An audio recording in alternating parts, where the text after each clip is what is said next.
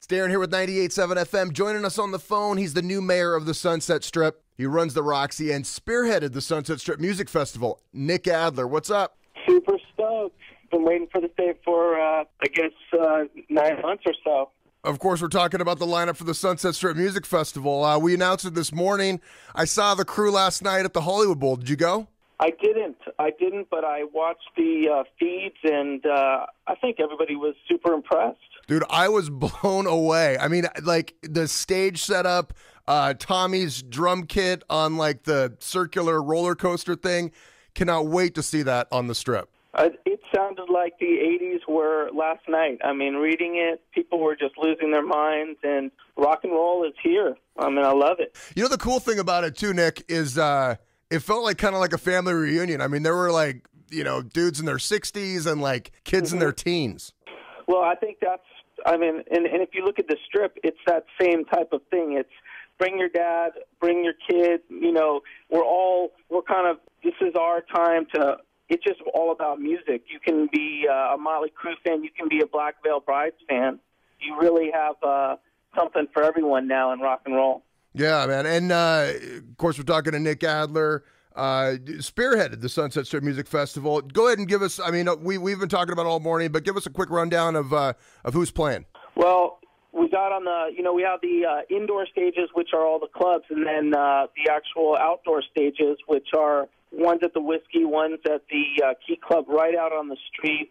Motley Crue, obviously, we're all stoked to have them. And then someone that I grew up with, Public Enemy. Can't wait.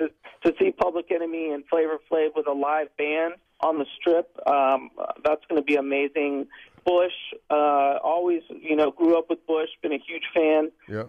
Matt and Kim. Love those. So, dude, for two people, they just electrified the audience. I can't believe the way people talk about Matt and Kim. I mean, they have the most passionate fans. So that's one of the bands that I'm super stoked to see. Dirty Heads, good friends of the Strip, kind of came up at the Roxy and the Key Club, all the clubs up on the Strip. It's about 50 bands in all, right? I mean, it's... Yeah, it's over 50 bands. I mean, when you put all the street bands and what's going on in the club, and we're going to have some activations on the street this year that we haven't had in the past, and I think it's going to be music all around you. Yeah, and that's one of my favorite things, having gone the last couple of years. It's, you know, festivals are festivals, but what's unique about the Sunset Strip Music Festival is that, like you said, there's music all around you, and everywhere you go, you're walking into, like, history. You know, you go from the Roxy to the Viper Room to the Whiskey to the Key Club. It's just like, where else can you be exposed to that much music in such a small, unique space? It's like an open house. I mean, really, we open every door. It's come experience the Strip, one like you never have. But there's a lot of people who haven't had the chance to.